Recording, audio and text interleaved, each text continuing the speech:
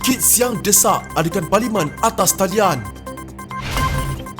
E-Bazar mungkin diperkenalkan sempena PKP.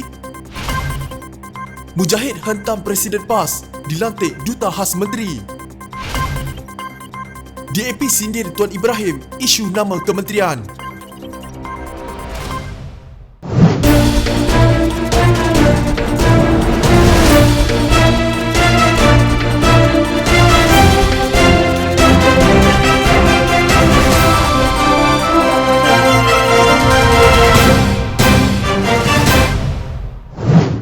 Anggota Parlimen Iskandar Puteri Lim Kit Siang menggesa Kerajaan Perikatan Nasional supaya meneroka kemungkinan untuk mengadakan sidang Parlimen kecemasan secara maya atau atas talian bagi membincangkan cara membendung penularan pandemik COVID-19 dan kesannya ke atas ekonomi. Kita berdepan krisis yang sangat luar biasa dan memerlukan penyelesaian luar biasa, kata Lim dalam kenyataan medianya. Dewan Rakyat dijadualkan bersidang pada 18 Mei yang berkemungkinan lewat untuk kerajaan membuat perubahan legislatif kepada Belanjawan 2020. Setakat ini, Putrajaya Komited melaksanakan pakej suntikan fiskal langsung sebanyak RM25 bilion sebagai sebahagian daripada pelan rangsangan, tetapi akhirnya ini memerlukan kelulusan Parlimen melalui belanjawan tambahan. Merujuk kepada data penularan wabak COVID-19 yang memberi kesan kepada seluruh dunia, Lim menegaskan Malaysia perlu mengeluarkan apa jua strategi bagi memenangi perang ke atas wabak tersebut serta menjamin ekonomi negara. Kelewatan pengumuman pakej ekonomi buat perusahaan kecil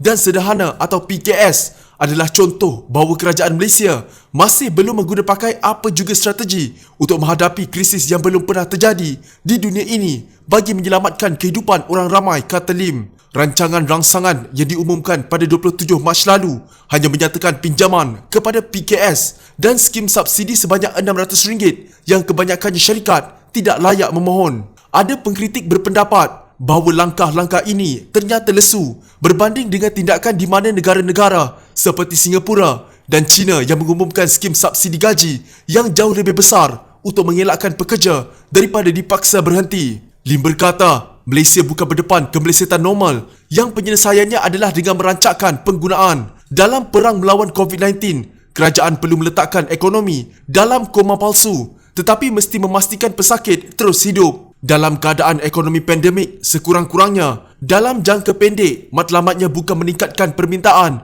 tetapi untuk membekukan ekonomi dan untuk rakyat tinggal di rumah dan bertahan, kata Lim. Bazar Ramadan yang dianjurkan setiap tahun dilihat tidak lagi boleh dijadikan tradisi tahun ini susulan penyebaran wabak COVID-19 kerana dikuatiri tidak membantu untuk memutuskan rantaian virus itu.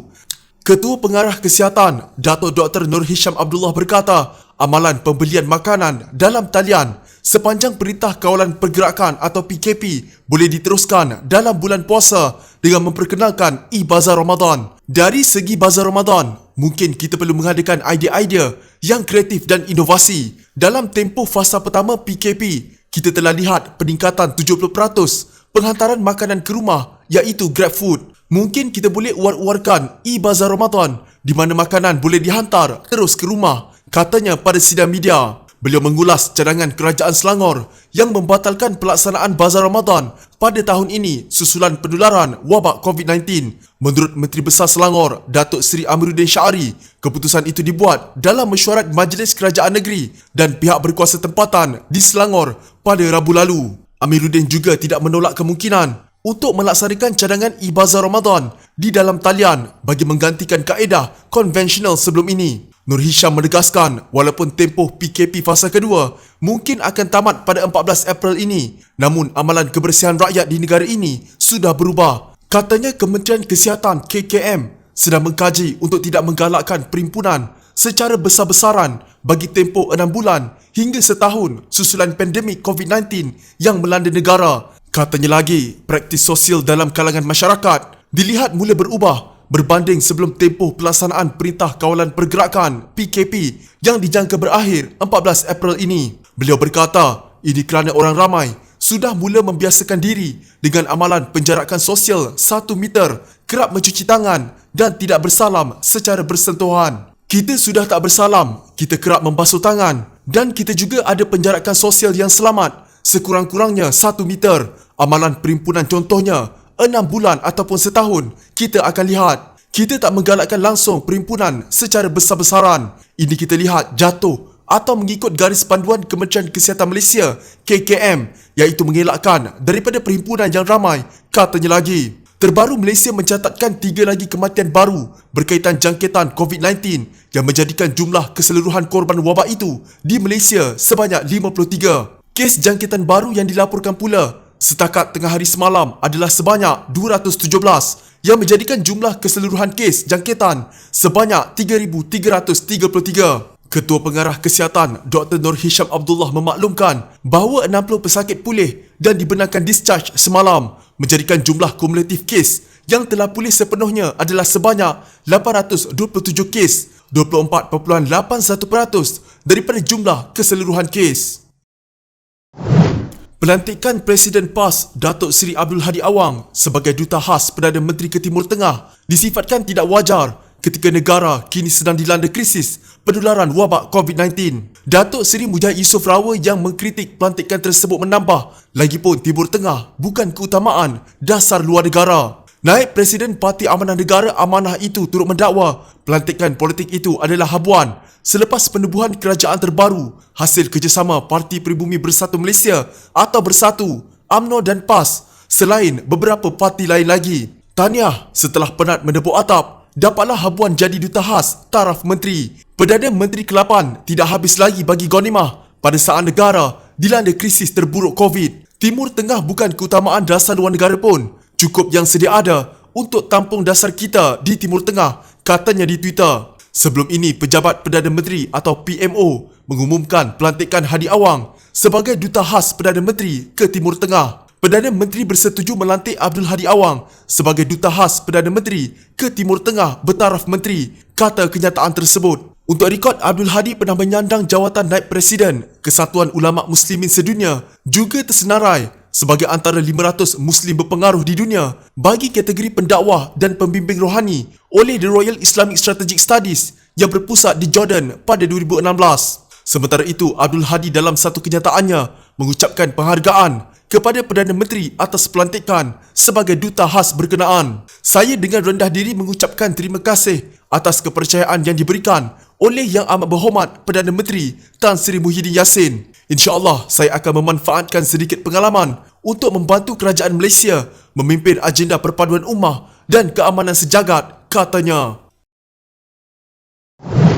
Anggota Parlimen Bukit Bertajam Stephen Sim Chee Kiong mempersoalkan pengumuman Kementerian Alam Sekitar dan Air menukar nama singkatan asal kementerian itu daripada bahasa Melayu khas kepada bahasa Inggeris mewah. Bos tak mau komen pasal maksud mewah dalam bahasa Kelantan, tapi bos peliklah, nama kementerian asal bahasa Melayu kenapa tukar ke dalam bahasa Inggeris, kata Sim yang membahasakan dirinya bos dalam satu hantaran di Facebook. Beliau mengulas keputusan kementerian tersebut mengumumkan penjenamaan semula Kementerian Alam Sekitar KAS kepada Kementerian Alam Sekitar dan Air dengan singkatan mewah. Tidak beberapa lama kemudian, satu portal berita melaporkan singkatan baru berdasarkan nama kementerian dalam bahasa Inggeris. Ministry of Environment and Water itu bermakna bingung atau bodoh dalam dialek Kelantan. Steven yang juga bekas timbalan Menteri Kementerian Belia dan Sukan KBS teringat bagaimana Pakatan Harapan diserang apabila satu program anjuran kementerian berkenaan menggunakan bahasa Inggeris. Bos masih ingat lagi dulu di KBS bila salah satu program di bawah Bulan Sukan Negara guna bahasa Inggeris kena kecam kiri kanan macam dunia nak kiamat. Dewan Bahasa Kecam, NGO Kecam, itu nama satu program saja. Ini nama satu kementerian kena tukar jadi bahasa Inggeris. Macam mana pula? Takkan dah dibolehkan sekarang? Takkan nak ikut Pakatan Harapan pula? Mana perginya suara-suara pejuang bahasa? Diam 1000 bahasa sebab tak boleh salahkan DAP sekarang.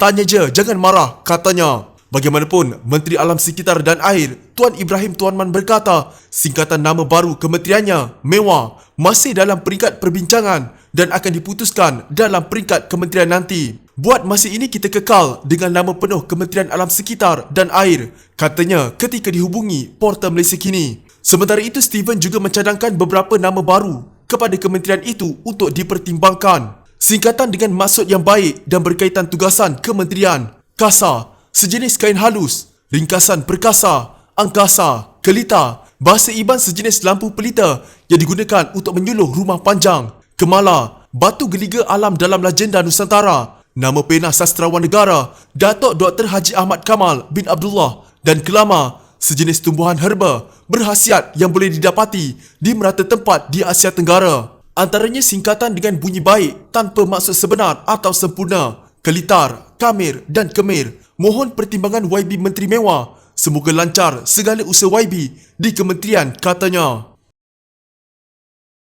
Jika anda mempunyai gejala seperti demam, batuk dan sesak nafas, jangan berlengah untuk terus ke klinik atau hospital bagi menjalani ujian saringan. Bersama kita tangani wabak COVID-19.